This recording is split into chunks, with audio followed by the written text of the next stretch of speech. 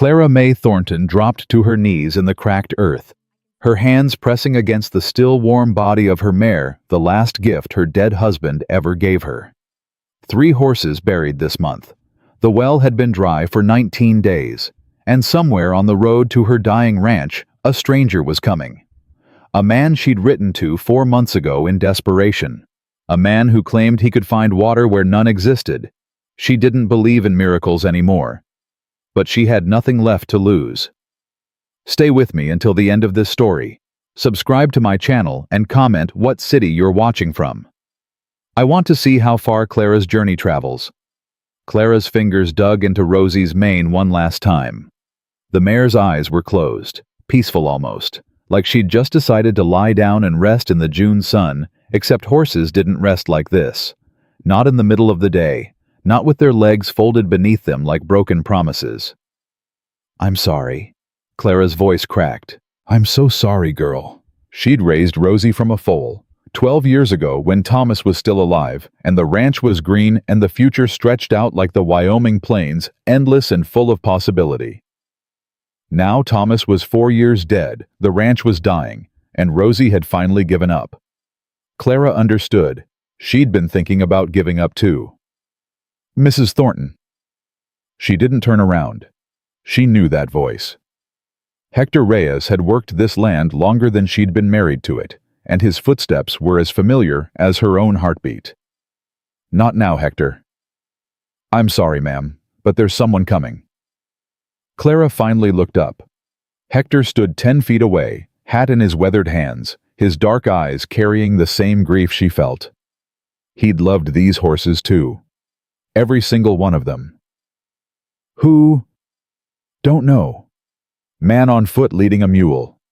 Coming from the East Road. Clara pushed herself to her feet. Her knees ached. Her back ached. Everything ached these days, and she was only 37 years old. The drought had aged her 10 years and 3 months. Probably another drifter looking for work. "We can't afford to feed another mouth, ma'am." "I know that, Hector." She wiped her hands on her skirt. Dirty, always dirty now, because what was the point of washing clothes when there wasn't enough water for the horses, and started walking toward the house. "What about Rosie?" Hector called after her. Clara stopped, didn't turn around. "Bury her next to the others, up on the ridge where she can see the sunset." "Yes, ma'am." She kept walking. The stranger reached the ranch gate just as the sun hit its highest point. Clara watched him from the porch, one hand shading her eyes, the other resting on the rifle propped against the railing. He was tall. That was the first thing she noticed. Tall and lean like a man who'd missed too many meals, but kept working anyway. His clothes were worn but clean, and he led a gray mule loaded with strange equipment. Wooden poles, metal rods, things she didn't recognize. He stopped at the gate and removed his hat. "Ma'am?" His voice was deeper than she expected, rough around the edges like gravel in a dry stream bed. "This is private property," Clara said. "Whatever you're selling, I ain't buying." "I ain't selling nothing." He reached into his coat pocket, and Clara's hand moved toward the rifle. He noticed, stopped, and slowly pulled out a folded piece of paper. "You sent this, didn't you, 4 months back?" Clara's heart stuttered. The letter. The desperate, foolish letter she'd written in February when the first signs of drought appeared. When she still had 40 horses, and a full well, and just enough hope to embarrass herself. "You're late," she said. "Yes, ma'am, I am." He didn't offer an excuse, didn't try to explain, just stood there in the brutal sun waiting. "I sent that letter to find someone who knows water, someone who can find it where it don't exist. You claiming to be that man?" "I'm claiming to try." Clara let out a bitter laugh. "Try. That's real comforting. You know how many men have tried? You know how many promised me miracles and took my money and left me worse off than before? I imagine quite a few. 3. 3 different water witchers with their silly sticks and their confident talk. You know what they found? Nothing. Absolutely nothing." The stranger nodded slowly. Water witching is mostly nonsense, ma'am. I don't do that. Then what do you do? I read the land, the rocks, the soil, the way the earth moves and settles. I learned from a German geologist who spent 40 years studying groundwater. It ain't magic, it's science. Clara studied him for a long moment. The sun was relentless, and sweat dripped down her temples, but she refused to show weakness. Not in front of a stranger, not in front of anyone. What's your name? Josiah Callahan. Most folks call me Joe. Well, Joe, you've come a long way for nothing. I can't pay you. I've got 11 horses left and 3 of them probably won't make it through the week. The bank's breathing down my neck. And my well's been dry for 19 days. Joe Callahan didn't flinch. I don't want money. That stopped her. Then what do you want? A place to stay. Food when there's food. And if I find water, if I save this ranch, I want a home. Something permanent. Clara's eyes narrowed. You want to marry me? No, ma'am. I want to belong somewhere. There's a difference. The honesty in his voice caught her off guard. She'd expected flattery, expected him to try to charm her the way men did when they saw a widow with land. But there was no charm in Joe Callahan, just tired eyes and calloused hands, and a quiet desperation that mirrored her own. Where are you from? She asked. Pennsylvania originally. Ireland before that. Long way from home. I ain't got a home, that's the point. Clara looked at his mule, at the strange equipment strapped to its back. What is all that? Tools of my trade, measuring instruments, sampling equipment. He paused. I can explain how they work if you want. I don't want explanations. I want water. Then let me find it. The silence stretched between them. Clara could hear Hector somewhere behind the barn, the rhythmic sound of a shovel hitting dry earth. Digging another grave. Another horse lost. You've got 3 days, she finally said. 3 days to prove you ain't just another liar with empty promises. You sleep in the barn. You eat what we eat, which ain't much. And if you try anything at all, Hector will put a bullet in you before you can blink. Understand? Joe Callahan put his hat back on. Yes, ma'am, I understand. Then get your mule off my property and into that barn. And Joe? Ma'am. If you find water, I'll shake your hand. If you don't, I'll shoot your mule myself. For the first time, something that might have been a smile flickered across his weathered face. Fair enough. Bed. Clara didn't sleep that night. She lay in her bed, the bed she'd shared with Thomas for 15 years, and stared at the ceiling, listening to the silence. No wind, no rain. Just the endless, suffocating heat that had settled over Wyoming like a curse. She thought about the stranger in her barn.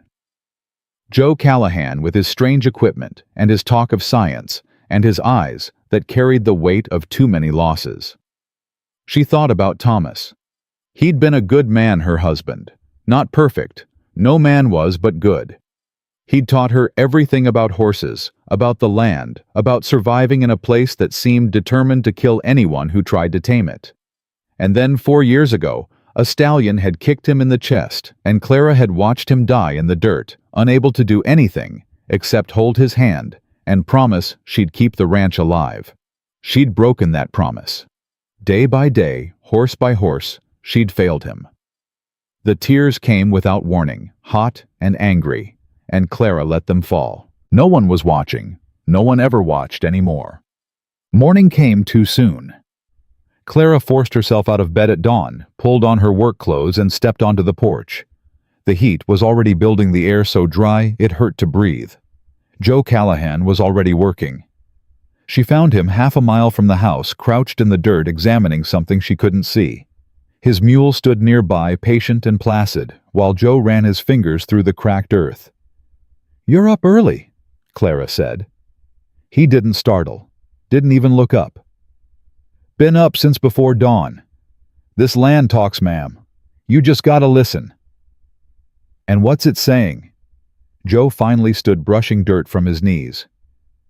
It's saying there's water here, deep but here. The rock formation underneath, it's the right kind. Limestone and sandstone layered together.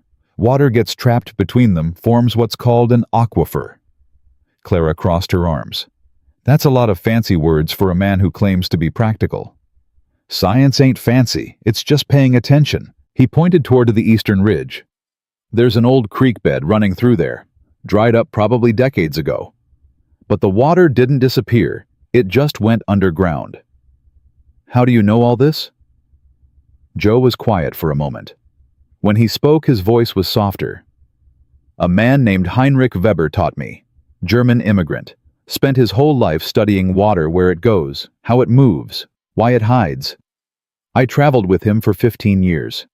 Learned everything he knew. Where is he now? Dead. Died about a year ago. Left me his books, his equipment, and a letter telling me to keep doing the work. Clara studied Joe's face. There was grief there, buried deep, but still visible. The grief of a man who'd lost a mentor, maybe a father figure. "I'm sorry," she said, surprised to find she meant it. "Thank you, ma'am." They stood in awkward silence for a moment. Then Clara cleared her throat. "You said there's water. Where exactly?" Joe turned and pointed toward the boundary of her property, the line where her land met Colonel Edmund Shaw's sprawling estate. "There, about 200 feet from your property line. That's where the aquifer is closest to the surface." Clara's stomach dropped. "That's right next to Shaw's land." "Is that a problem?" "Shaw's been trying to buy this ranch for 3 years. He's been circling like a vulture waiting for me to fail. If I start digging that close to his boundary—" She shook her head. "He'll find a way to stop me, or claim the waters on his property." "Is it?" "No. But Shaw's got lawyers and money and connections with the territorial judge. I've got nothing." Joe considered this for a long moment. "Then we'll have to be careful. Dig at night, maybe. Keep it quiet until we hit water." "That's a lot of work for a maybe." "Everything worth doing is a lot of work for a maybe, ma'am." Clara looked at this strange man, this drifter who'd walked out of the desert with a mule and a collection of instruments and a promise she didn't dare believe. Part of her wanted to send him away to protect herself from another disappointment. But there was something in his eyes, something that looked like honesty. "Fine," she said. "Show me where to dig." The next 2 days were a blur of heat and sweat and desperate hope. Joe mapped out the property with meticulous care, taking soil samples, measuring distances, consulting charts that Clara couldn't begin to understand. He talked to himself while he worked, muttering calculations and observations, completely absorbed in his task. Hector watched him with obvious suspicion. "I don't trust him," he told Clara on the second evening. "A man shows up out of nowhere, no references, no history. Something ain't right." "You think I trust him?" Clara asked. "I don't trust anyone anymore. But what choice do we have? The horses are dying. The well is dry. If there's even a chance he's telling the truth.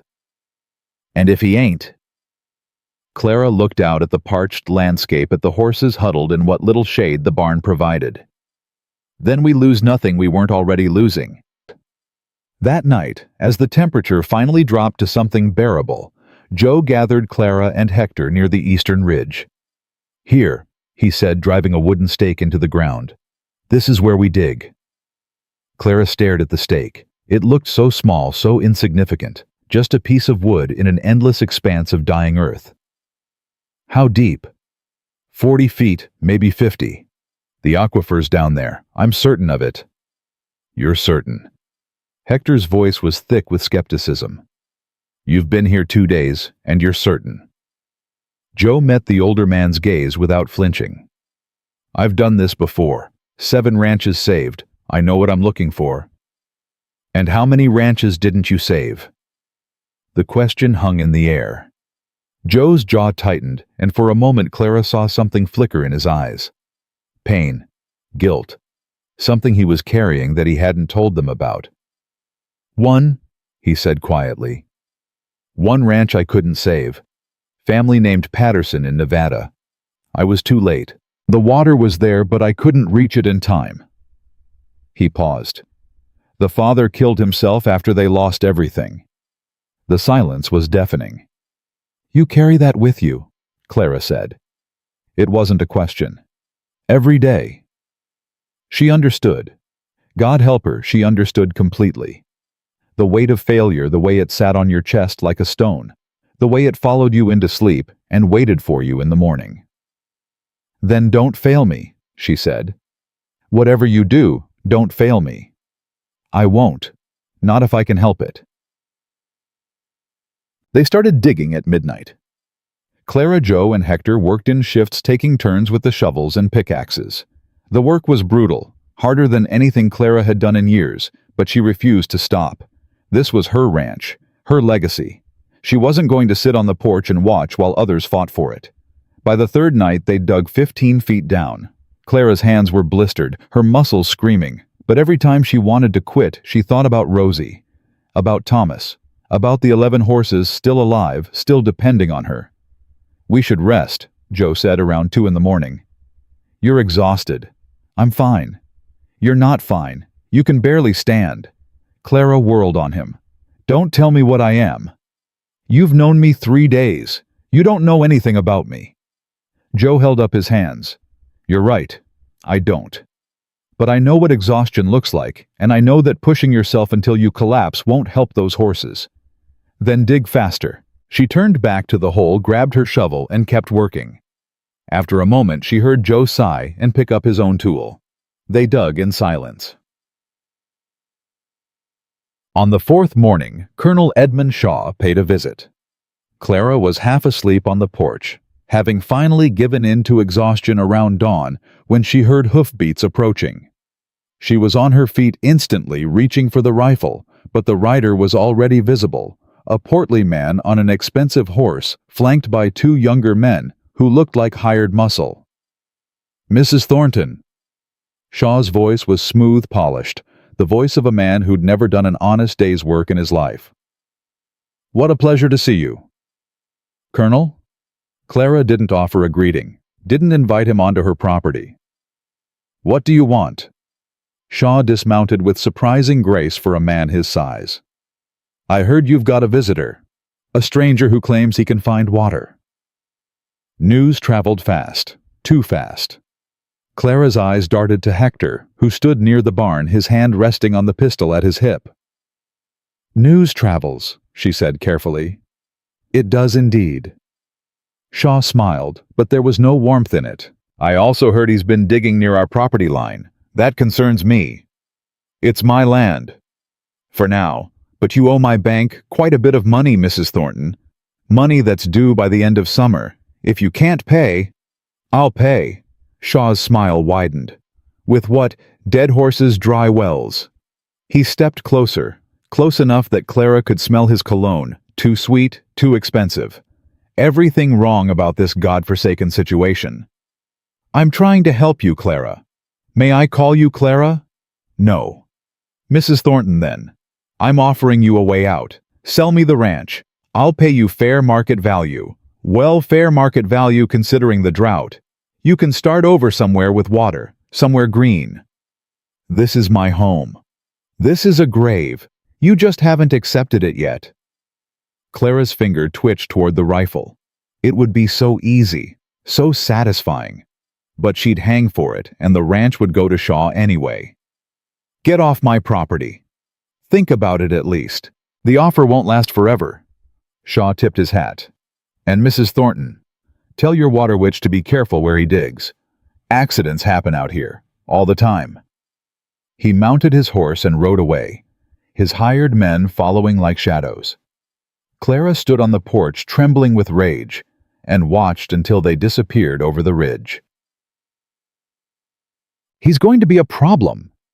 Joe's voice startled her. She turned to find him standing in the barn doorway, watching the dust settle where Shaw's horses had been. "He's been a problem for 3 years. Now he's just showing his teeth." "You think he'll try something? I think he'll do whatever it takes to get this land." Clara looked at Joe, really looked at him for the first time since he'd arrived. Why do you care? You could walk away right now. Find another ranch, another widow somewhere without a vulture circling overhead." Joe was quiet for a long moment. Then he said something that Clara would remember for the rest of her life. "Because I'm tired of running. I've been running since I was 12 years old, from Ireland, from the mines, from—" He stopped, swallowed hard. "From my own failures. I told you about the Patterson Ranch. What I didn't tell you is that I've been running ever since. Town to town, job to job, never staying long enough to care about anything. And you want to care about this? I want to try." He met her eyes. "You asked me what I want. This is what I want. A place where I can stop. A place where I can matter. I know it's a lot to ask from a stranger, but I'm asking anyway." Clara felt something shift in her chest. Something she'd thought was dead buried alongside Thomas on that hillside 4 years ago. "Then help me save this ranch," she said. "And maybe we'll see." Joe nodded once solemnly. "Yes, ma'am." That night at 23 feet deep, the shovel struck something different. Clara felt it before she understood it, a change in resistance, a dampness in the soil that hadn't been there before. "Joe," she whispered. "Joe, come here." He was beside her in seconds, dropping into the hole, pressing his hands against the earth. His eyes went wide. "Moisture," he breathed. "We're close. Another 10 feet, maybe less." Clara's heart was pounding. "Are you sure?" "I'm sure." For the first time since he'd arrived, Joe Callahan smiled, a real smile full of hope and wonder, and something that looked almost like joy. "We're going to find water, Mrs. Thornton. I promise you." Clara looked at this strange man, this drifter with his secrets and his science and his quiet determination, and she felt something she hadn't felt in 3 years. Hope. Fragile, terrifying hope. "Then keep digging," she said, "and call me Clara." They dug through the night. Clara's arms burned. Her back screamed. But every time she wanted to stop, she remembered the dampness in the soil, the way Joe's eyes had lit up with certainty, and she kept going. "You need to rest," Joe said around 3 in the morning. "So do you. I've done this before. I know how to pace myself." Clara drove her shovel into the earth. "And I've buried 3 horses this month. I know how to keep going when everything tells me to quit." Joe didn't argue. He just picked up his own shovel and worked beside her. At 28 feet, the soil changed again. Darker, wetter. Clara could smell it now, that clean mineral scent of underground water. "We're close," Joe breathed.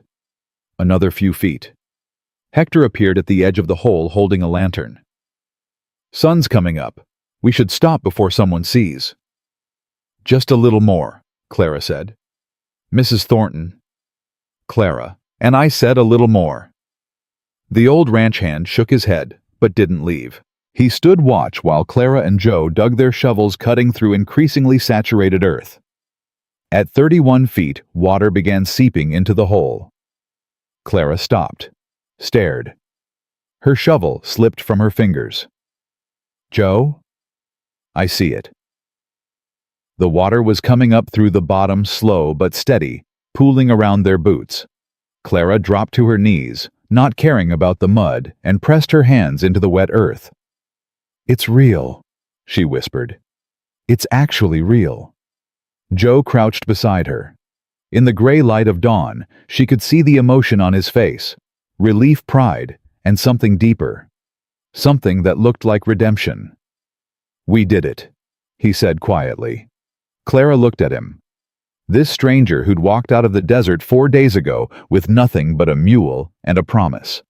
This man who'd worked beside her without complaint, who'd listened to the earth and found what no one else could find. "You did it," she said. "We did it together." For a long moment, neither of them moved. The water rose slowly around them, cold and clean and miraculous. Then Clara did something she hadn't done in 4 years. She laughed. It started small, just a breath of disbelief, but it grew until her whole body shook with it. She laughed until tears streamed down her face, until she couldn't tell if she was crying from joy or relief or the sheer absurdity of hope. Joe watched her with a gentle expression. He didn't try to stop her. He just waited. When she finally caught her breath, Clara wiped her eyes with muddy hands. "I must look like a fool." "You look like someone who just got their life back." She met his eyes. "Thank you. I don't know how to. I can't. You don't have to say anything." Joe stood and offered her his hand. "Let's get out of this hole before we drown in our own miracle." Clara took his hand. His grip was strong and steady, and when he pulled her to her feet, she didn't let go immediately. Neither did he. The sound of hoofbeats shattered the moment. Clara scrambled up the ladder, Joe right behind her. Hector was already moving his hand on his pistol. 3 riders came over the ridge. Not Shaw's men. Clara recognized the lead horse immediately. "Martha," she breathed. Martha Jennings dismounted before her horse fully stopped. She was a sturdy woman in her late 40s with gray-streaked hair and eyes that had seen too much hardship to be surprised by anything. Clara May Thornton.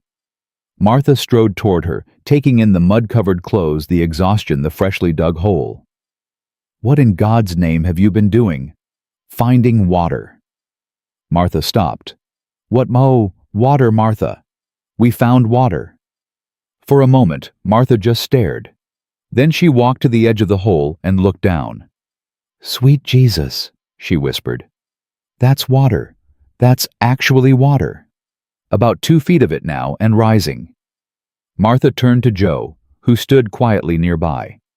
"And who's this?" "Josiah Callahan. He's the one who found it." Martha studied him with the sharp assessment of a woman who'd survived 3 decades on the frontier. "You the water finder Clara wrote to back in February." "Yes, ma'am." "Took you long enough." "Yes, ma'am, it did." Something in Martha's expression softened. "Well, better late than never, I suppose." She turned back to Clara. "You know Shaw's going to hear about this. He already knows something's happening. Came by yesterday with his threats." "Then you better move fast. Get this well built proper before he can interfere." Martha glanced at her 2 sons who'd hung back on their horses. "Boys, get down here. We've got work to do." Clara grabbed her arm. "Martha, you don't have to." "Hush. You've been there for me more times than I can count. Let me return the favor." Martha squeezed her hand. "Besides, I hate Edmund Shaw almost as much as you do. Watching him lose will be payment enough."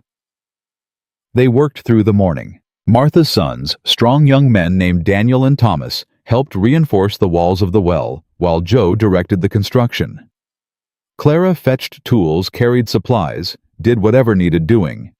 By noon, the well was functional, rough but functional. Clara lowered a bucket and pulled it up full of clear, cold water. She held it in her hands like treasure. "Hector," she called. "Bring the horses." The old man led the first horse forward, a chestnut mare named Bella, who'd been refusing to drink from the contaminated water barrels for days. Clara held the bucket under her nose. Bella sniffed, hesitated. Then she plunged her muzzle into the water and drank like she'd never stop. Clara's eyes filled with tears again. She didn't try to hide them. One by one, the horses came to drink. Each one brought Clara closer to something she'd thought she'd lost forever, the belief that tomorrow might be better than today. When the last horse had drunk its fill, Clara turned to find Joe standing apart from the group, watching with a quiet satisfaction. "You saved them," she said. "We're not done yet.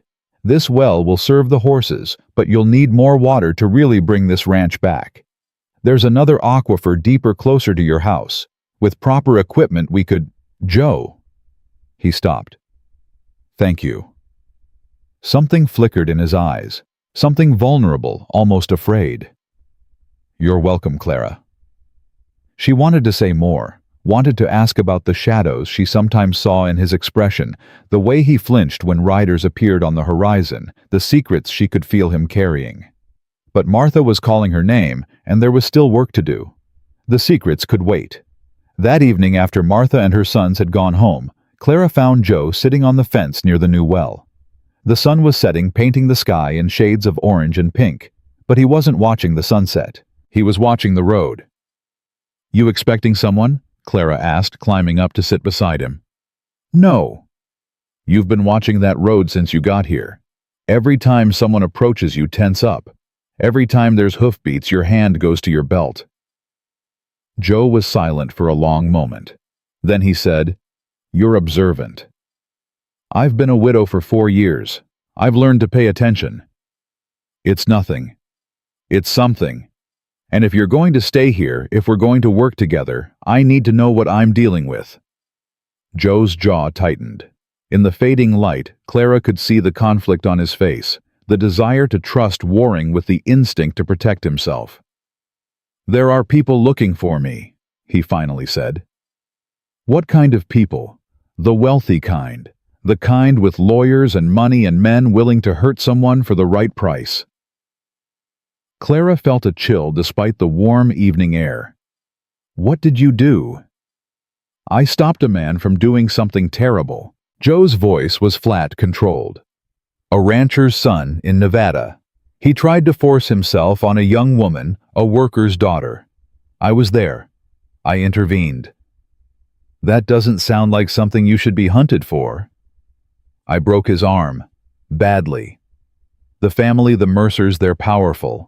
They accused me of theft, put a bounty on my head.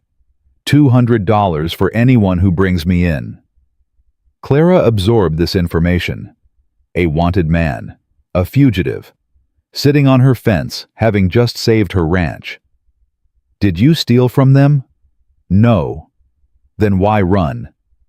Joe turned to look at her, and in his eyes, she saw the same weary resignation she saw in her own mirror every morning. "Because justice isn't the same thing as law. The Mercers own the judge, the sheriff, half the territory. It doesn't matter what I did or didn't do. What matters is what they say I did." Clara understood. She understood too well. Shaw had the same kind of power in Wyoming, the power to shape truth, to bend rules, to destroy anyone who stood in his way.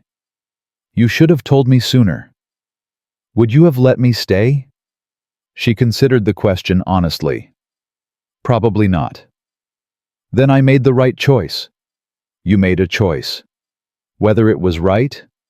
Clara shook her head. "I don't know yet." They sat in silence as the last light faded from the sky. Finally, Clara spoke again. "How long until they find you?" "I don't know. Could be weeks. Could be months. Could be tomorrow." "And if they come here?" Joe's expression hardened. "Then I'll leave. I won't bring trouble to your door, Clara. You've got enough problems without adding mine." "That's noble of you." "It's practical. You didn't save this ranch just to lose it protecting a stranger." Clara looked at him, really looked at him. At the lines of worry around his eyes, at the tension in his shoulders that never quite relaxed, at the man who'd walked into her life and given her back something she'd thought was gone forever. "You're not a stranger anymore," she said quietly. Joe turned to her, surprise flickering across his face. "Clara, I'm not saying I trust you. Not completely. But you found water when no one else could. You worked beside me without complaint. You treated my horses with kindness and my ranch hand with respect." She paused. "Whatever you're running from, whatever's chasing you, we'll deal with it when it comes. You don't know what you're offering." "No, I don't. But I know what you've given me, and I know that counts for something." The silence stretched between them, heavy with unspoken things. Then Joe nodded once slowly. "Thank you." "Don't thank me yet. Shaw's still circling and my debt's still due, and we've got a lot of work to do before this ranch is truly saved." "Then we better get started tomorrow." "We better." Clara slid off the fence. "Good night, Joe." "Good night, Clara." She walked toward the house, feeling his eyes on her back. At the door, she paused and turned around. "Joe?" "Yes." "If the Mercers come, you tell me. Don't just disappear in the night. You tell me, and we figure it out together. That's the deal." Even in the darkness, she could see his surprise. "Why would you do that?" "Because I'm tired of losing things. And because She stopped, not sure how to finish the sentence. Not sure she wanted to. Just promise me. A long pause. Then, I promise. Clara went inside and closed the door. The next 2 weeks were the hardest Clara had worked in years and the most hopeful. Joe mapped out locations for 2 more wells, explaining the underground water systems in terms Clara slowly began to understand. They dug together, worked together, ate together. The ranch began to transform. The horses recovered first. With clean water and renewed pastures, Joe had designed a simple irrigation system using gravity and the natural slope of the land. They began to gain weight, regain strength. Bella, the chestnut mare who'd refused to drink, was now the healthiest horse on the property. Word spread, as it always did in small communities. First came the curious. Neighbors who'd heard rumors who wanted to see for themselves if Clara Thornton had really found water in the middle of the worst drought in 20 years. Then came the desperate. The Harrison family arrived on a Tuesday morning, husband, wife, and 3 children, all of them gaunt with thirst and fear. Their well had gone dry a month ago. They'd been hauling water from the creek, but the creek was barely a trickle now. "Please," Mrs. Harrison said, her voice cracking. "We heard you have a man who can find water. We'll pay whatever you ask. We'll work for free. Anything." Clara looked at Joe. He was already reaching for his equipment. "No payment," he said. "Show me your land." They were gone for 2 days. When they returned, Joe was exhausted, but satisfied. 32 feet down, he told Clara. "Good flow. They'll be fine." The Harrisons paid them anyway, not in money, which they didn't have, but in gratitude and a promise to help when needed. Mrs. Harrison hugged Clara so hard she could barely breathe. "God bless you," the woman whispered. "God bless you both." After that, the requests came steadily. Families from across the county, desperate ranchers who'd heard about the water finder at Thornton Ranch. Joe helped them all, never asking for payment, never turning anyone away. Clara watched him work and felt something growing in her chest, something warm and unfamiliar. She tried to ignore it. Then, on a sweltering afternoon in late July, everything changed. Clara was in the barn brushing down Bella when Hector appeared in the doorway. "Rider coming," he said. His voice was tense. "Alone. Coming fast." Clara set down the brush and followed him outside. Joe was already there, standing near the well, his body rigid with tension. The rider came over the ridge at full gallop, a young man barely out of his teens pushing his horse hard. He pulled up in a cloud of dust, his face flushed with exertion. "Mrs. Thornton?" "That's me." "Message from town." He thrust out a folded paper. "Man paid me $5 to deliver it urgent. Said you'd want to know right away." Clara took the paper with trembling fingers. She unfolded it, read the words, and felt the blood drain from her face. "Clara." Joe stepped toward her. "What is it?" She looked up at him, and he must have seen something terrible in her expression because he stopped cold. "There's a man in town," she said, her voice barely above a whisper, "asking about a water finder named Josiah Callahan, offering $200 for information." Joe's face went white. "He's got 3 men with him. They're at the saloon now, showing your description to anyone who'll listen." Clara crumpled the paper in her fist. "They found you, Joe. The Mercers found you." Joe moved before Clara could stop him. He strode toward the barn, his long legs eating up the distance, his jaw set with grim determination. Clara ran after him. "Joe, wait." He didn't stop. She grabbed his arm and pulled him around to face her. "Where do you think you're going?" "I'm leaving. Tonight. Before they find out I'm here." "Like hell you are." Joe's eyes flashed with something that might have been anger or fear or both. "You don't understand, Clara. These men, they won't just take me. They'll burn this place to the ground if they think you're protecting me. They'll hurt anyone who gets in their way." "Then we don't let them." "How?" "You've got an old man with a pistol and a widow with a rifle. They've got money guns and the law on their side." Clara stepped closer, close enough to see the pulse jumping in his throat. You promised me. You promised you wouldn't disappear in the night. That was 3 days ago. Nothing's changed. Everything's changed. Joe's voice cracked. I can't let you lose this ranch because of me. I can't let you. Let me fight for someone who matters. The words hung between them. Joe stared at her, his chest heaving. Clara. You matter, Joe. Whatever happened in Nevada, whatever you're running from, you matter. To this ranch. To the people you've helped. To me. Something broke in his expression. The careful control he'd maintained for weeks crumbled, and underneath Clara saw the same raw, wounded hope she'd been carrying since the day he arrived. I don't deserve.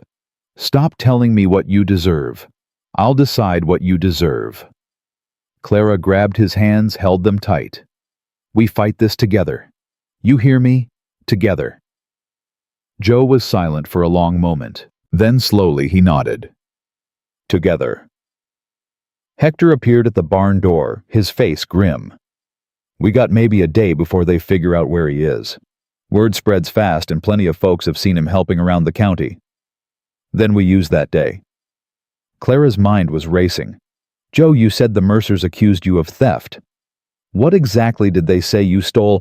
A gold pocket watch, family heirloom supposedly worth $300. And you didn't take it. I never even saw the damn thing. Then where is it? Joe shook his head. I don't know. Daniel probably pawned it for drinking money and blamed me to cover his tracks. That's the kind of man he is. Clara turned to Hector. Ride to Martha's place. Tell her what's happening. Tell her I need help as much as she can give. What kind of help? The kind that comes with numbers. If these men want to fight, we'll give them witnesses. Hector hesitated, then nodded. I'll be back before dawn. He was gone within minutes, his horse's hoofbeats fading into the night. Clara turned back to Joe. Now tell me everything. Every detail about what happened in Nevada. Don't leave anything out. They talked until midnight. Joe told her about the Mercer Ranch, about the months he'd spent finding water for their cattle operation, about the son who'd grown increasingly hostile as Joe's success made him look foolish. Daniel hated me from the start, Joe said. His father respected my work, asked my opinion on things. Daniel couldn't stand it. He was supposed to inherit that ranch, and here I was, some Irish nobody, getting more attention than he did. And the girl? Joe's expression darkened. Maria, 16 years old. Her father worked in the Mercer stables. Daniel had been watching her for weeks. I'd seen the way he looked at her. That night I heard screaming from behind the barn. What did you do? What any decent man would do. I pulled him off her. He swung at me, I swung back, harder. You broke his arm. I broke his arm and his nose, and I'd do it again. Joe's hands clenched into fists. Maria ran home. Daniel's men came running. By the time Mr. Mercer showed up, his son was bleeding on the ground and pointing at me, screaming about theft and assault. Did anyone believe you? Maria tried to speak up. So did her father. But the Mercers own that town, Clara. They own everything.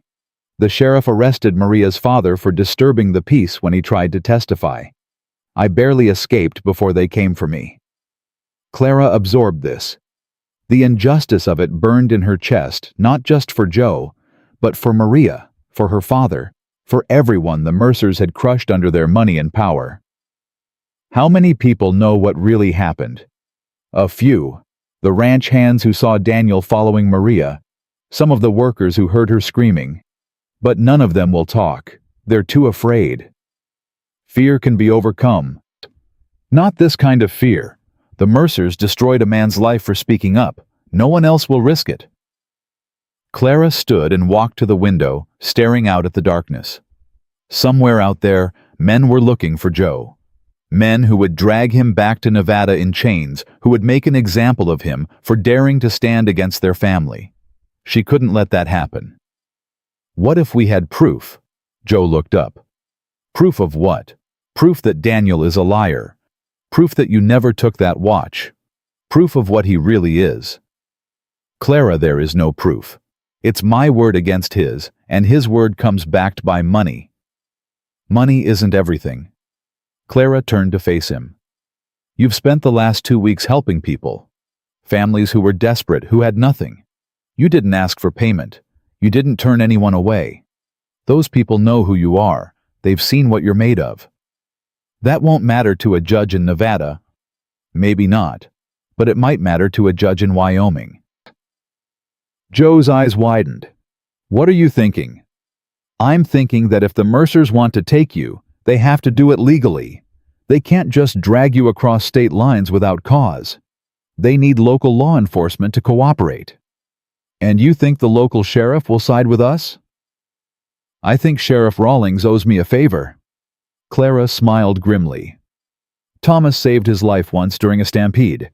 Rawlings has been looking for a way to repay that debt for 5 years. Maybe it's time I collected. Morning came too fast. Clara hadn't slept. Neither had Joe. They'd spent the night planning, preparing, trying to anticipate every possible move the Mercers might make. Hector returned at dawn with Martha and her 3 sons. Behind them came the Harrisons, the family Joe had helped find water. And behind them, 3 more families, the Carpenters, the Millers, the Youngs, all of them carrying rifles, all of them grim-faced and determined. Word travels fast when a good man's in trouble, Martha said, dismounting. These folks wanted to help. Clara felt tears prick her eyes. Martha, don't you dare thank me. Joe Callahan saved my nephew's herd last week. Found water when everyone said there wasn't none to find. That man's worth 10 of whatever fancy-pants bounty hunters the Mercers sent. Joe stepped forward, visibly moved. You didn't have to come. No, we didn't. Mr. Harrison stepped up beside Martha. But you didn't have to help us either, and you did anyway. A man like that deserves friends when trouble comes calling. More horses appeared on the ridge. More families. By mid-morning, there were nearly 30 people gathered at Thornton Ranch, all of them ready to stand with Joe. Clara watched it happen and felt something shift in her chest. Hope. Real hope. The kind that came not from wishing, but from seeing good people rise up together. Then the riders appeared. 4 men coming from the East Road. The lead rider was young, maybe late 20s, with a face that might have been handsome, if not for the cruel twist of his mouth. His right arm hung stiffly at his side, clearly still healing from an old injury. Daniel Mercer. Clara stepped forward, her rifle in her hands. Joe moved to stand beside her. That's him, Joe said quietly. I figured. Daniel Mercer pulled his horse to a stop 20 feet from the ranch gate. His eyes swept over the assembled crowd, and Clara saw surprise flicker across his face. He hadn't expected resistance. Well now, Daniel drawled. Looks like the fugitives made some friends. You're on my property. Clara's voice was steady. State your business or leave. Daniel smiled. It was the smile of a man who'd never been told no, who'd never faced consequences, who believed the world existed to serve his desires. My business is with the man standing next to you, Josiah Callahan, wanted for theft and assault in the state of Nevada. 20 rifles rose in unison. Daniel froze. His men exchanged nervous glances. They'd expected a widow and a few ranch hands, not an armed crowd ready to fight. You shoot him, Martha said calmly, and you won't make it 10 feet. None of you will. You'd protect a criminal. I'd protect a good man against a spoiled child with a grudge. Martha stepped forward, her own rifle aimed squarely at Daniel's chest. Joe Callahan found water for my family when no one else could. He saved the Harrisons' ranch, the Carpenters' livestock, a dozen other families who were dying of thirst. That man's done more good in 2 weeks than you've done in your whole miserable life. He's a wanted, he's a hero, and if you want to take him, you'll have to go through all of us. Daniel's face twisted with rage. For a moment, Clara thought he might actually try, it might actually be stupid enough to draw on 30 armed people. Then a new voice cut through the tension. What in the hell is going on here? Sheriff Thomas Rawlings rode up from the North Road, followed by 2 deputies. He was a big man, weathered and worn, with eyes that had seen too much to be impressed by much of anything. "Sheriff," Clara lowered her rifle slightly. "These men are trying to kidnap one of my workers." "We're not kidnapping anyone." Daniel thrust the warrant toward Rawlings. "We have legal authority. You have a piece of paper from Nevada." Rawlings didn't take it. "Last I checked, this is Wyoming. The warrant is valid across state lines." "Maybe, maybe not. That's for a Wyoming judge to decide, not some bounty hunter playing lawman." Daniel's face went purple. "Do you know who my father is?" "I know exactly who your father is. And I know you're not your father." Rawlings turned to Joe. "Josiah Callahan." "Yes, sir? You want to tell me your side of this story?" "I stopped him from assaulting a young woman. He accused me of theft to cover what he was really doing." Rawlings studied Joe for a long moment. Then he looked at Daniel. "That true?" "Of course not. He's lying. I got a telegraph from Nevada this morning." Rawlings' voice was deceptively casual. "From a man named Pedro Garcia. Says his daughter wants to testify about what really happened that night. Says half a dozen ranch hands are willing to do the same." Daniel went pale. "That's their lying. Seems like a lot of people are lying to protect one Irish waterfinder." Rawlings tilted his head. "Or maybe, just maybe, you're the one doing the lying." "You can't prove—" "No, I can't. Not yet." Rawlings turned his horse slightly, putting himself between Daniel and the crowd. "But here's what's going to happen. You're going to take your men and ride back to town. You're going to wait there while I send some telegraphs and do some investigating. If it turns out Mr. Callahan really is a thief, I'll bring him in myself. But if it turns out you're trying to railroad an innocent man—" He let the threat hang in the air. "My father will hear about this," Daniel spat. "I hope he does. I've got some questions for him too." Rawlings' eyes hardened. "Now get off this woman's property before I arrest you for trespassing." For a long, terrible moment, Clara thought Daniel might do something stupid.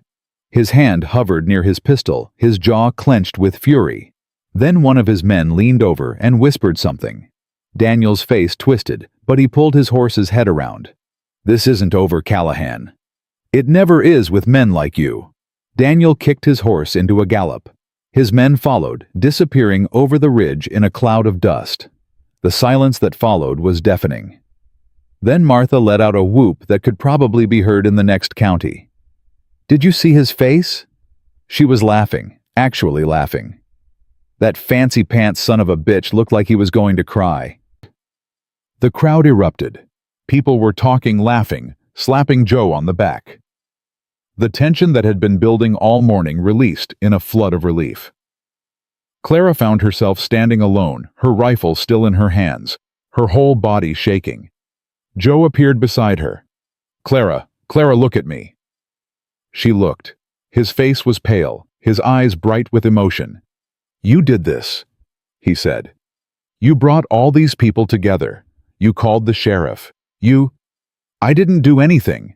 They came because of you. Because you helped them when no one else would." "Clara, you're not alone anymore, Joe." Her voice broke on the words. "You don't have to run.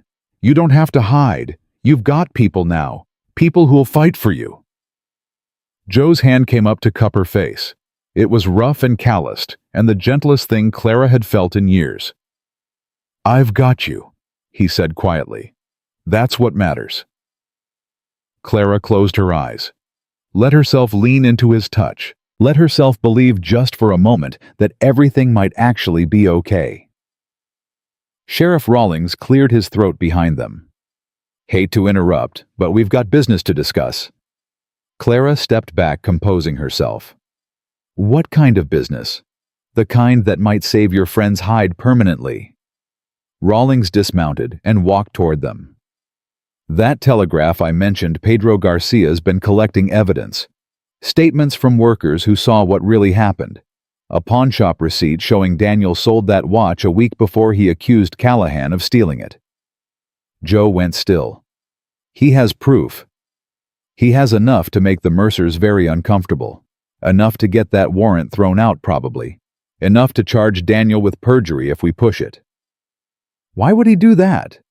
Why would he risk? Because you saved his daughter. Rawlings shrugged. Some debts don't get forgiven. Some people don't forget. Clara felt the tears finally spill over. She didn't try to stop them. What happens now? Now I do my job. Send some telegraphs, talk to some judges, make sure the law works the way it's supposed to for once. Rawlings looked at Joe. Might take a few weeks, maybe a month, but I think we can clear your name. And if Daniel tries something before then, Rawlings smiled grimly, then he'll find out that Wyoming doesn't take kindly to men who hurt young women and frame innocent people. The Mercer name doesn't mean anything here. After the sheriff left, after the crowd dispersed, after the sun began to set on the longest day Clara could remember, she found Joe standing by the well. The well he'd found. The water that had saved her ranch. She walked up beside him and didn't say anything. Just stood there shoulder to shoulder, watching the last light fade from the sky. I don't know how to thank you, Joe finally said. Don't thank me. Thank yourself. You're the one who helped all those people. I meant for believing in me, for fighting for me. He turned to face her. No one's ever done that before. Then you've been around the wrong people. Maybe I have. He was looking at her with an intensity that made her breath catch. Clara, I need to tell you something. What? When I came here, I was looking for a place to hide. That's all. Just somewhere to disappear, to stop running, to wait for the Mercers to forget about me. He swallowed hard. But somewhere along the way, this stopped being about hiding. What is it about now? You. The word came out raw, honest, stripped of all pretense. It's about you, about this ranch, about building something instead of just surviving. Clara's heart was pounding. Joe, I know it's too soon. I know you've got every reason not to trust me. I know. She kissed him. It wasn't gentle. It wasn't tentative. It was 4 years of loneliness and grief and desperate hope pouring out in a single moment. Joe's arms came around her, pulling her close, and Clara felt something inside her finally break free. When they pulled apart, they were both breathing hard. Does this mean, Joe started. It means, don't leave, Clara said. It means stay. It means we figure out the rest together. Joe rested his forehead against hers. Together. Together. They stood there as darkness fell over the ranch, holding each other, not speaking. Behind them, the well bubbled with fresh, clean water. Ahead of them, the future waited uncertain, dangerous, but no longer impossible. And for the first time in 4 years, Clara May Thornton wasn't facing it alone. The weeks that followed were the sweetest Clara had known in years. She woke each morning to find Joe already working, already planning, already building something that felt permanent. They ate breakfast together, worked side by side through the brutal summer heat, and spent evenings on the porch talking about everything and nothing. The ranch transformed before her eyes. The second well Joe had promised was finished by mid-August, drawing water from the deeper aquifer near the house. The irrigation system expanded, turning parched earth into green pasture. The horses grew strong and sleek, their coats gleaming in the sunlight. And Clara grew something too. Something she'd thought was dead. You're smiling, Martha observed during one of her visits. Am I? You've been smiling for 3 weeks straight. It's starting to concern the neighbors. Clara laughed, actually laughed, and the sound surprised her. I suppose I have reasons to smile? I suppose you do. Martha glanced toward the barn, where Joe was working with Hector. He's good for you. He's good, period. That too. Martha's expression softened. Thomas would have liked him, you know, would have approved. The mention of her late husband sent a familiar ache through Clara's chest, but it was duller now, softer, more like memory than wound. You think so? I know so. Thomas wanted you to be happy. He'd hate seeing you waste away on this ranch alone. Martha squeezed her hand. Let yourself have this, Clara. You've earned it. That night, Clara found Joe standing by the corral, watching the horses drink from the new trough. Martha thinks Thomas would have approved of you, she said. Joe turned surprised. She said that? She did. That's... He swallowed hard. That means a lot. Clara moved to stand beside him. It means a lot to me, too.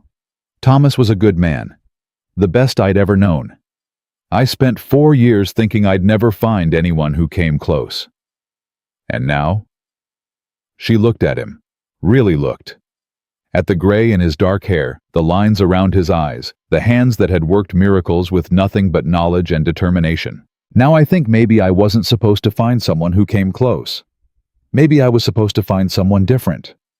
Someone who brought their own kind of good. Joe's hand found hers in the darkness. I love you, Clara. The words hung in the air between them. Simple, honest, terrifying.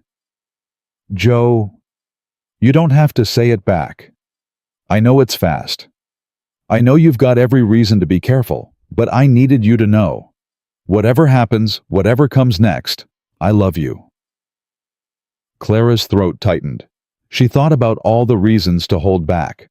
The risks, the uncertainty, the way loving someone meant giving them the power to destroy you. Then she thought about the past 2 months. The way Joe had fought for her ranch, her horses, her future. The way he'd stood beside her against the Mercers without flinching. The way he looked at her like she was something precious. I love you too, she whispered. Joe's breath caught. Clara. I love you, and it scares me to death and I don't care. She turned to face him fully. Whatever happens, whatever comes next, we face it together. That's the deal. He kissed her, then slow and deep, and Clara let herself believe that maybe finally things were going to be okay. They were wrong. The first sign of trouble came 3 days later. Hector rode in at dawn, his horse lathered with sweat. Riders coming, from Shaw's place, lots of them. Clara was on her feet instantly. How many? 8, maybe 10, moving fast. Joe. He was already coming out of the barn, his face grim.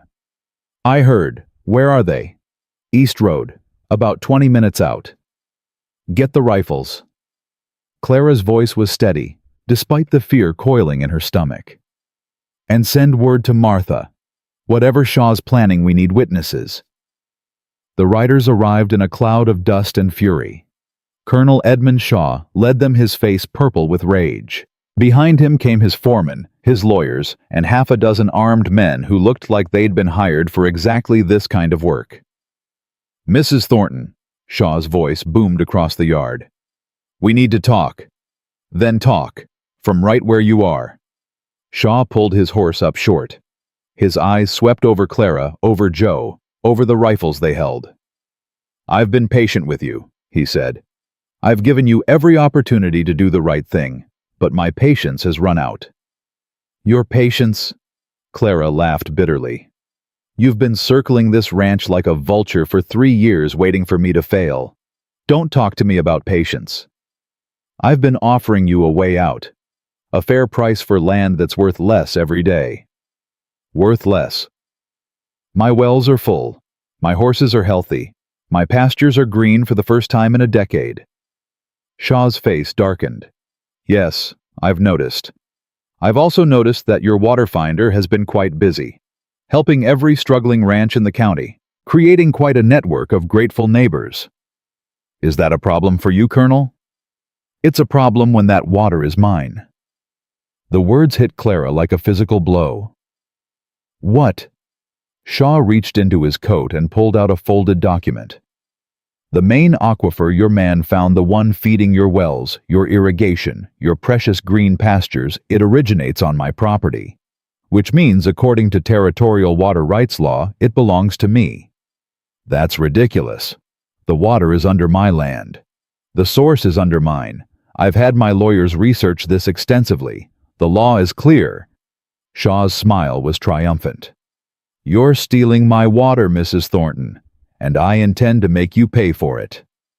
Clara felt the blood drain from her face. Joe stepped forward. That's not how aquifers work. Underground water doesn't belong to whoever owns the source. I have 3 lawyers who disagree. Shaw waved the document. And a judge who's prepared to issue an injunction. Your wells will be sealed within the week. You can't do that. Clara's voice shook. You can't. I can do whatever I want. I have money. I have power. I have the law on my side. Shaw leaned forward in his saddle. But I'm a reasonable man. I'll make you one final offer. What offer? Sell me the ranch. Full price what it was worth before the drought. I'll let you keep the horses, give you enough money to start over somewhere else. You can even take your water finder with you.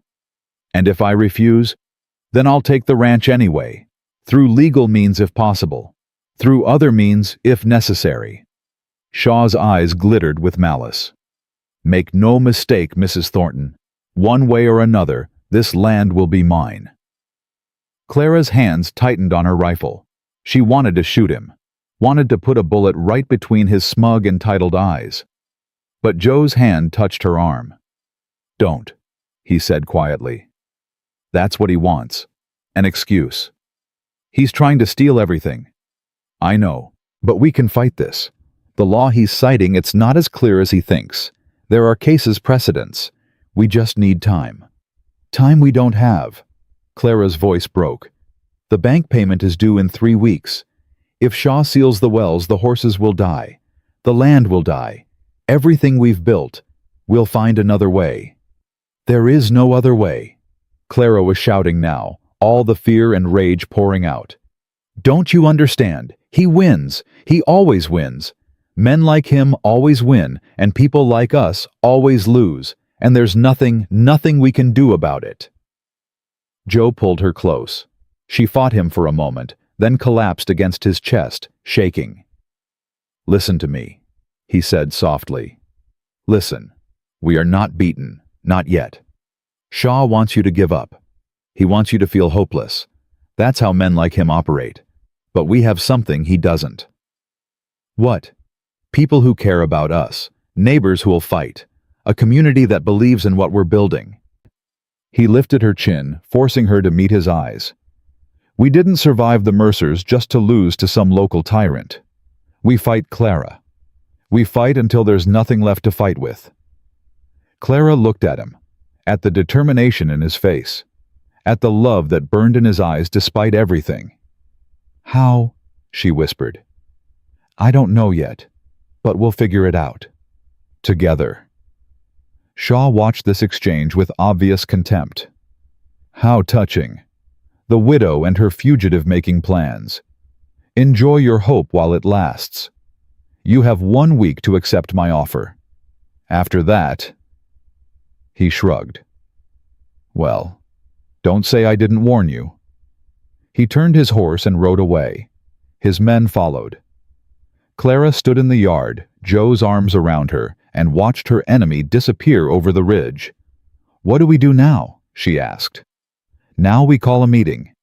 Everyone we've helped, everyone who owes us, everyone who hates Shaw as much as we do. Joe's jaw set with determination. If he wants a war, we'll give him one. The meeting happened 2 days later. 30 families gathered at Thornton Ranch, filling the yard and spilling onto the porch. Clara recognized most of them.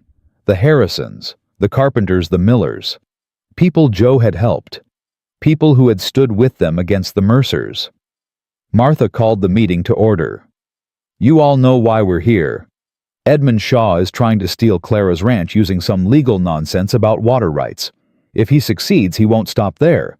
He'll use the same trick against every one of us. She's right, Mr. Harrison said. My well draws from the same aquifer. If Shaw can claim Clara's water, he can claim mine too. And mine, said Mrs. Carpenter. And mine, echoed a dozen other voices. So what do we do? A young rancher named Tom asked. Shaw's got money lawyers, the judge in his pocket. How do we fight that? Joe stepped forward. We fight it with truth. Shaw's claim is based on a misreading of the law. Underground water rights are complicated. They don't work the way he's claiming. But proving that takes time and resources we don't have. So we're stuck. Not necessarily. Joe glanced at Clara. There's another option. Riskier, but it might work. What option? We find water on Shaw's own land. Deep water that he doesn't know about. We prove that the aquifer is larger and more complex than his lawyers understand. We show that trying to claim it is impossible, like trying to claim the air or the rain. You can do that. Maybe. I'd need to survey his property, which means getting access somehow.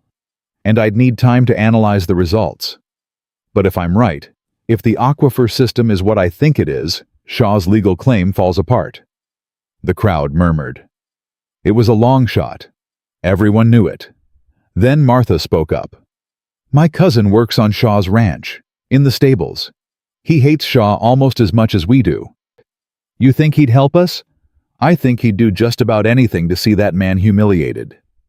Martha smiled grimly. Let me talk to him. 3 days later, Joe slipped onto Shaw's property under cover of darkness. Clara waited at the ranch, pacing the floor, unable to sleep. Every sound made her jump. Every shadow looked like trouble. Hector sat on the porch with his rifle watching the road. He'll be fine, the old man said. You don't know that. No. But I know Joe Callahan. That man survived things that would break most people. He'll survive this too. Clara wanted to believe him. Wanted to trust that the universe would finally, for once, let her keep something good. But the universe had taken Thomas. The universe had taken her babies, 3 of them lost, before they ever had a chance. The universe had taken everything she'd ever loved. Why should this be any different? Joe returned at dawn. He was exhausted, dirt-covered, but his eyes were bright with excitement. I was right, he said. The aquifer, it's massive. Way bigger than Shaw knows. It stretches under half the county, fed by an underground river that comes down from the mountains. Can you prove it? I can prove enough. The survey data, the soil samples, they show that the water can't be claimed by any single landowner. It's a shared resource like a river or a lake. Will that hold up in court? It should. The precedent is there. Arizona Territory ruled on something similar 5 years ago. If we can get the judge to look at the evidence instead of Shaw's money. Joe took her hands. We have a chance, Clara. A real chance. Clara felt hope kindle in her chest. Fragile. Terrified. But real. When do we present this? The hearing is in 3 days. We need to prepare the evidence, find witnesses, make sure everything is documented. Then we better get started. They worked around the clock. Clara organized the evidence while Joe prepared his testimony. Martha gathered witnesses, other ranchers, who could speak to the importance of the aquifer. Sheriff Rawlings agreed to attend, lending official credibility to their claims. By the morning of the hearing, they had everything they needed. Or so they thought. The courtroom was packed. Clara sat in the front row, her hands clasped tight in her lap. Joe sat at the defendant's table with a lawyer. Martha had found a young man named Samuel Adams, who'd been fighting Shaw's influence for years. Shaw sat across the aisle, surrounded by his team of expensive attorneys. His smile was confident, smug. Judge Morrison, an elderly man with sharp eyes and a reputation for fairness, called the hearing to order. This court is convened to hear the matter of water rights dispute between Colonel Edmund Shaw and Mrs. Clara Thornton. Mr. Shaw, you may present your case. Shaw's lead attorney stood. He was smooth, polished, every inch the professional. He laid out Shaw's claim, with precision, citing laws and precedents and legal terminology that made Clara's head spin. When he finished, the judge turned to their table. Mr. Adams, your response. Samuel stood. He was nervous. Clara could see his hands shaking, but his voice was steady. Your Honor, we intend to show that Colonel Shaw's claim is based on a fundamental misunderstanding of how aquifers work. The water in question cannot be owned by any single person because it flows beneath multiple properties as part of a larger underground system. And you have evidence of this. We do, Your Honor. Expert testimony from Mr. Josiah Callahan, a trained geologist who has surveyed the aquifer in question. Shaw's attorney stood. Objection, Your Honor. Mr. Callahan is a fugitive wanted in Nevada. Mr. Callahan's legal status in Nevada is currently under investigation. Rawlings interrupted from his seat. No charges have been proven, and new evidence suggests the warrant was obtained fraudulently. The judge raised an eyebrow. Is this true? It is, Your Honor. I have documentation. Then the objection is overruled. Mr. Callahan may testify. Joe took the stand. Clara watched him lay out the evidence, the survey data, the soil samples, the geological maps he'd created. He spoke clearly and confidently, explaining complex science in terms anyone could understand. When he finished, the judge leaned forward. Mr. Callahan, you're saying that the aquifer in question is part of a larger underground river system. Yes, Your Honor. The water flows from the mountains through a network of underground channels. It surfaces in multiple locations across the county, feeding wells and springs on dozens of properties. Claiming ownership of this system would be like claiming ownership of the rain. And you can prove this? I can prove that the water beneath Mrs. Thornton's property doesn't originate on Colonel Shaw's land. It comes from a source several miles upstream, well outside his property boundaries. A murmur ran through the courtroom. Shaw's attorneys huddled together, whispering frantically. Your Honor. The lead attorney said, we request a recess to review this new evidence. Denied. You've had 3 weeks to prepare your case. If you weren't aware of the geological complexities, that's your failing, not the court's. Shaw's face went red. This is outrageous. One more outburst, Colonel, and I'll hold you in contempt. The judge's voice was ice. Now sit down. Shaw sat. The judge studied the evidence for a long moment. The courtroom held its breath. Based on the testimony presented, he finally said, I find that Colonel Shaw's claim to exclusive water rights is without merit. The aquifer in question is a shared resource that cannot be owned by any single landowner. The motion for injunction is denied. Clara's heart stopped. Furthermore, the judge continued, I'm ordering an investigation into how this claim was constructed. If evidence of fraud or misrepresentation is found, there will be consequences. The courtroom erupted. Clara was on her feet, tears streaming down her face. Joe pushed through the crowd to reach her, and she threw herself into his arms. We won, she sobbed. We actually won. We won. Behind them, Shaw stormed out of the courtroom, his attorneys trailing behind. His face was twisted with rage, but there was nothing he could do. For once, the little people had beaten the powerful. For once, justice had prevailed. That night, the celebration at Thornton Ranch lasted until dawn. Neighbors came from miles around, bringing food and drink and laughter. Someone produced a fiddle, and there was dancing in the yard under the stars. Clara danced with Joe, with Hector, with Martha, with anyone who asked. She laughed until her sides ached. She cried tears of joy she didn't try to hide. At some point, near midnight, Joe pulled her away from the crowd. I have something for you, he said. He reached into his pocket and pulled out a small wooden box.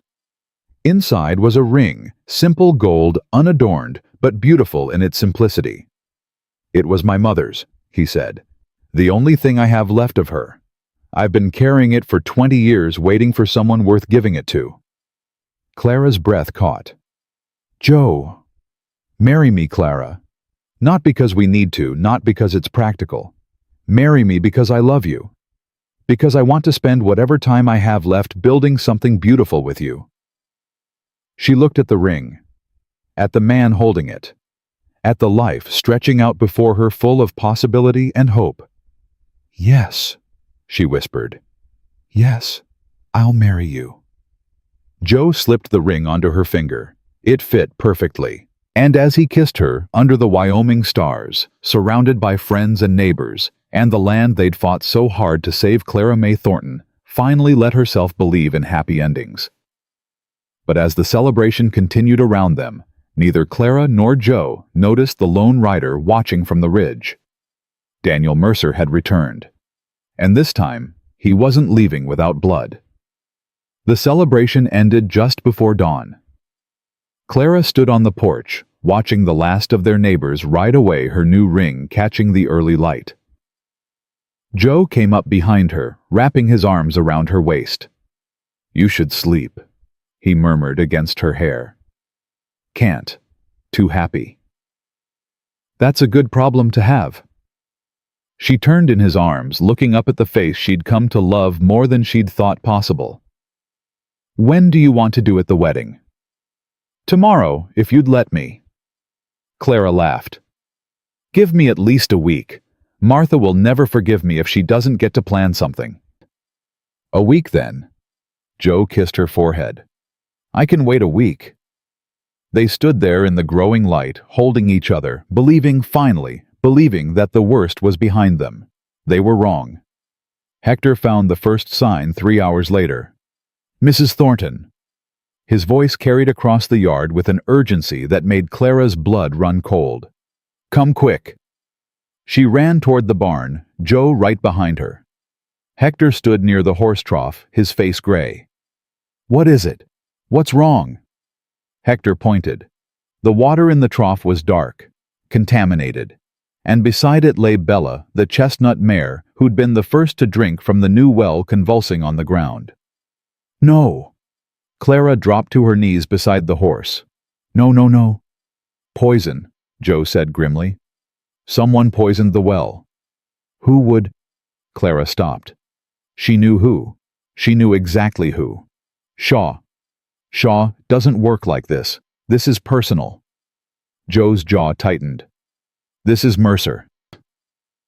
As if summoned by his name, a voice rang out across the yard. "Good morning, Callahan." Daniel Mercer sat on his horse at the edge of the property, flanked by 4 men. His smile was the smile of a man who'd already won. "Did you enjoy the celebration last night? All those happy people dancing and drinking, thinking their troubles were over?" He laughed. "I almost felt bad ruining it. Almost." Clara was on her feet, her rifle in her hands. "You son of a bitch." "Careful, widow. You shoot me, my men shoot you. Then they shoot your water finder. Then they burn this place to the ground." Daniel's smile widened. "But that's not what I want. Not yet." "What do you want?" "Him." Daniel pointed at Joe. "He comes with me right now, and I'll give you the antidote for that poison. Your horses might even survive." Clara's heart stopped. "There's an antidote." "Of course. I'm not a monster. I don't want to kill horses. I want to kill him." Daniel's eyes never left Joe. "So what do you say, Callahan, ready to face justice?" Joe stepped forward. "Clara, don't you dare!" She grabbed his arm. "Don't you dare even think about it. The horses are not worth your life. They're your life, Clara. This ranch, these animals, they're everything you fought for. And you're everything I want to keep fighting for." Tears streamed down her face. "I can't lose you. I won't." Daniel laughed again. "How touching. The widow loves her fugitive. But here's the thing, you don't have a choice." He held up a small vial. "This is the only antidote within 100 miles. You have maybe an hour before that poison kills every horse on this property. So either your lover comes with me, or you watch everything die." Clara's mind raced. There had to be another way. There had to be something. "I'll go." Joe's voice was quiet, certain. "Joe, no." "Clara, listen to me." He took her face in his hands. "I've spent my whole life running. Running from Ireland, from the mines, from the Mercers, from every fight that mattered. I'm done running. This isn't running. This is surviving. No, this is giving you a chance." He kissed her hard and desperate. "I love you. Whatever happens, remember that." "Joe." He was already walking toward Daniel. "Stop." Clara raised her rifle. Stop right there, Daniel, or I swear to God. You'll what? Shoot me and let your horses die. Shoot me and let my men burn your ranch. Daniel shook his head. You've lost Mrs. Thornton. Accept it. Joe reached Daniel's horse. The Mercer heir looked down at him with pure hatred. You broke my arm. You were hurting a girl. She was nobody, a servant's daughter, a nothing. She was a human being. That makes her worth more than you'll ever be. Daniel's face twisted with rage. He swung his good arm pistol in hand, cracking the barrel against Joe's skull. Joe dropped. Joe. Clara ran toward him, but two of Daniel's men blocked her path. Tie him up, Daniel ordered. We're taking him back to Nevada. He's going to hang for what he did. You can't do this, Clara screamed. The sheriff knows, the judge knows. The sheriff's in town. The judge is in Cheyenne. By the time anyone figures out what happened, we'll be long gone. Daniel smiled. Give my regards to your dying horses. He threw the vial on the ground at Clara's feet and turned his horse toward the east. Clara grabbed the vial, looked at Joe's unconscious body being dragged onto a horse, looked at her dying mare. She had seconds to decide. Hector! She threw him the vial. Give it to Bella. Save whoever you can. What are you going to do? Clara grabbed her rifle and ran for the stable. I'm going to get my husband back. She rode harder than she'd ever ridden in her life. The trail was easy to follow. 5 horses moving fast heading east toward the Nevada border. Daniel wasn't trying to hide. He thought he'd won. He thought Clara would stay behind, choosing her horses over her man. He didn't know Clara May Thornton. She caught up with them at Miller's Creek, a shallow crossing about 5 miles from the ranch. Daniel had stopped to water the horses, confident in his victory. He didn't hear her coming until it was too late. Clara's first shot took the rifle out of one man's hands. Her second grazed Daniel's shoulder. Her third put a hole in another man's hat. Next one goes between your eyes, she screamed. Let him go. Daniel whirled, clutching his bleeding shoulder. You crazy bitch. I'm a lot worse than crazy. I'm a widow with nothing left to lose. Now let him go. You're one woman against 5 men. Actually, a new voice said, she's got help. Martha Jennings rode out from behind the tree line, rifle raised. Behind her came her 3 sons. Behind them came the Harrisons, the Carpenters, the Millers, 20 armed riders surrounding Daniel Mercer and his men. Seems like you miscounted, Martha said calmly. Now I believe the lady asked you to let her man go. Daniel's face went pale. His men exchanged nervous glances. This is kidnapping, he sputtered. This is justice. Sheriff Rawlings rode forward, his badge glinting in the morning sun. Daniel Mercer, you're under arrest for assault, attempted kidnapping, and poisoning livestock. Anything you say can and will be used against you. You can't arrest me. Your father's been informed of your activities. Seems the evidence against you has reached Nevada. Rawlings smiled grimly. The warrant for Joe Callahan has been withdrawn.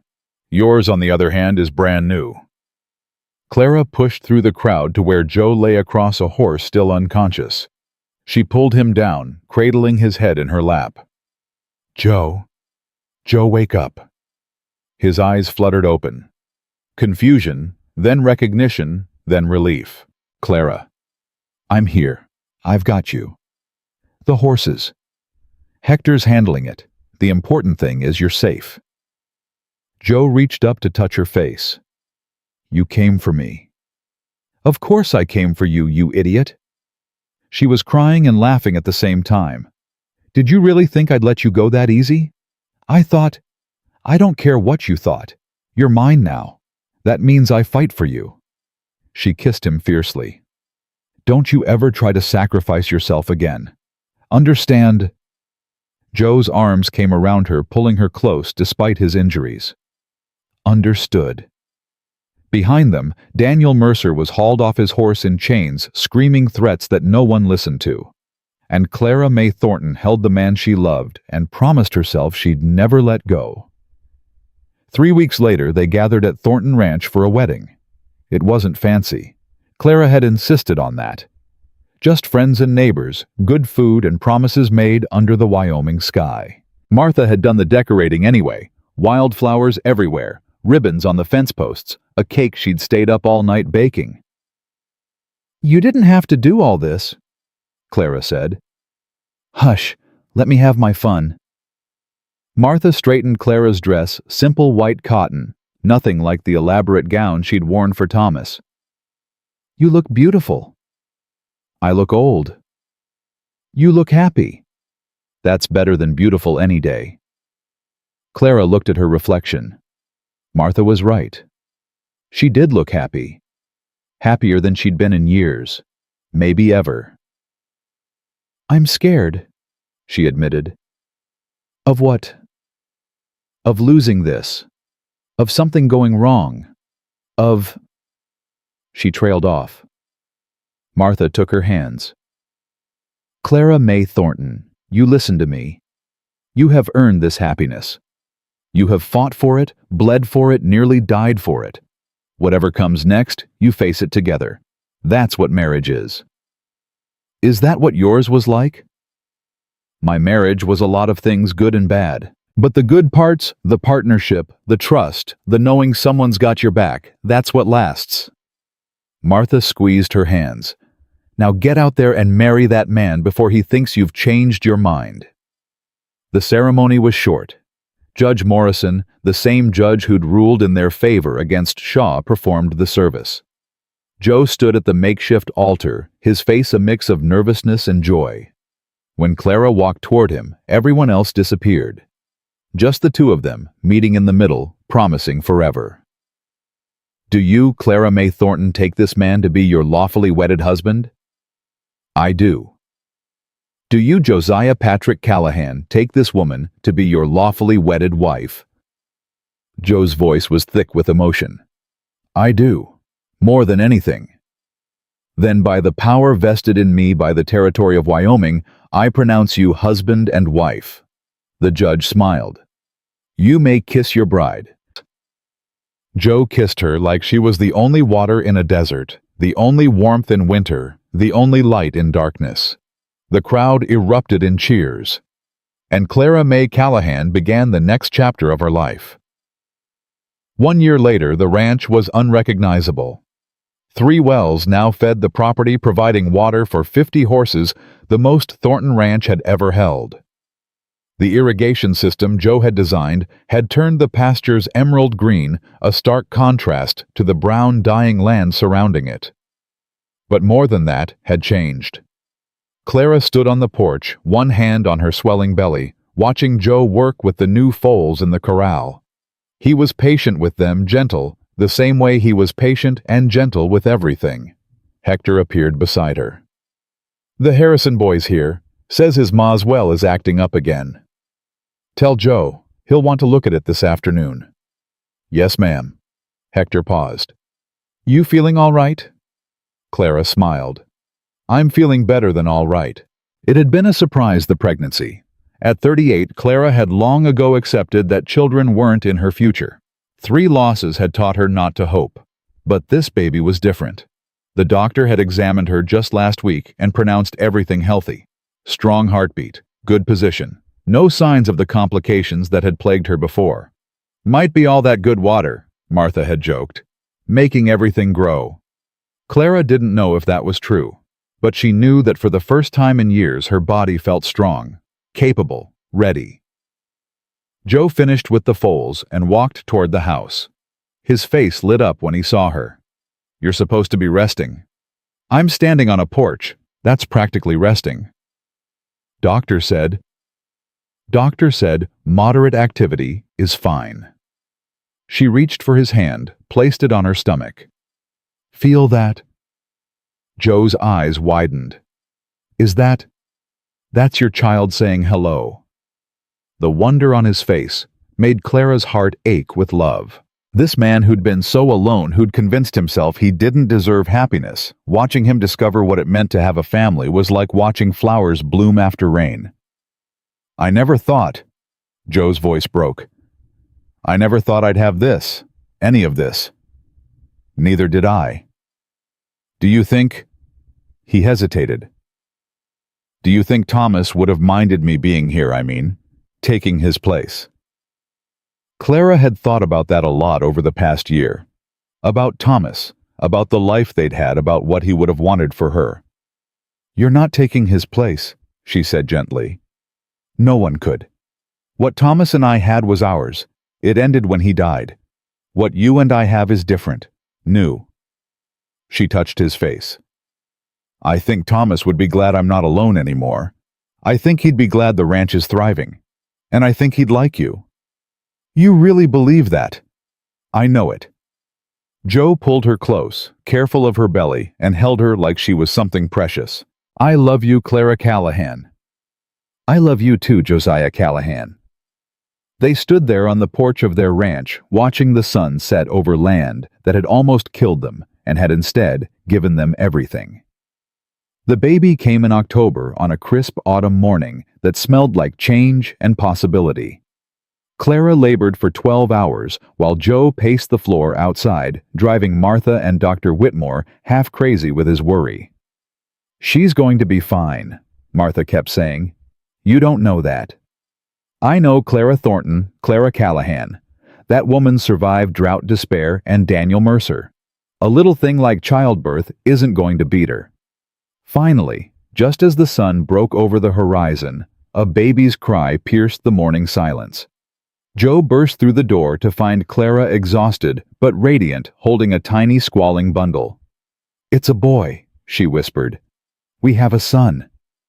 Joe approached the bed like he was walking on sacred ground. He looked at the baby, red-faced and furious, and absolutely perfect, and tears streamed down his face. "He's beautiful. He looks like you." "Poor kid."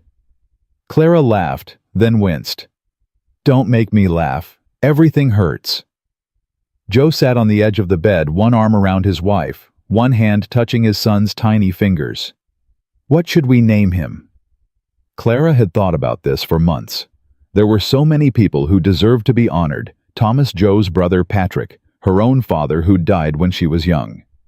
But looking at this new life, this fresh beginning, she knew exactly what to call him. "William," she said. "William Thomas Callahan. We'll call him Will." "Will," Joe tested the name. "I like it. It's strong."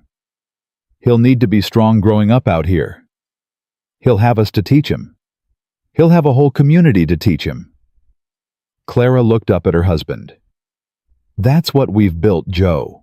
Not just a ranch, a family, a place where people belong." Joe kissed her forehead. "Second Spring Ranch." "What?" "The name for this place." He gestured toward the window, toward the land that had been dying when he arrived and was now lush with life. "Second Spring. Because that's what it is. A second chance. For the land. For you. For me." Clara felt tears prick her eyes. "Second Spring Ranch. I love it." "Then that's what it is." 3 months later, they made it official. A new sign hung at the entrance to the property, carved by Joe's own hands.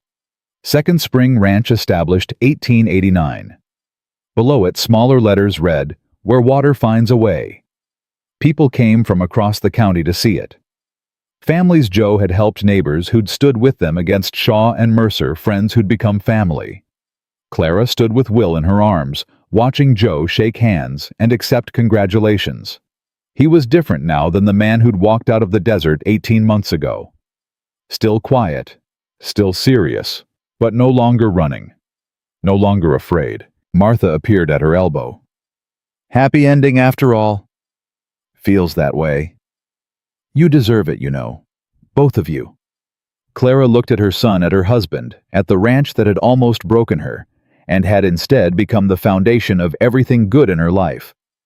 "I didn't think I'd ever feel this way again," she admitted. After Thomas, after everything, I thought that part of my life was over. Life has a way of surprising us. It does. Clara smiled. It really does. Joe finished with the well-wishers and walked toward her. He took Will from her arms, cradling the baby with the same careful attention he gave to everything. "You all right?" he asked. "Perfect. Absolutely perfect." He kissed her soft and sweet, and Clara leaned into him, into this life they'd built together. Behind them, the wells bubbled with fresh water. Around them, green pastures stretched toward the horizon. Ahead of them, a future full of possibility waited. Clara May Callahan had lost everything once. Her husband, her babies, her hope, her will to live. She'd stood at the edge of surrender and nearly let the desert take her. But then a stranger had walked out of the heat with knowledge in his hands and kindness in his heart. He'd found water where none existed, life where everything was dying, love where loneliness had reigned. She'd saved him too. Given him a home when he had none, a family when he'd forgotten what family meant, a reason to stop running and start building. They'd saved each other. And together, they'd created something that would last for generations. A ranch that fed the land instead of taking from it. A community that supported its members instead of letting them fall. A family built not on blood, but on choice, on love, on the simple truth that people are stronger together than alone. Second Spring Ranch stood as proof of what was possible when two broken people refused to give up. When hope found its way through even the driest ground. When love like water always found a way. And that was enough. More than enough. That was everything.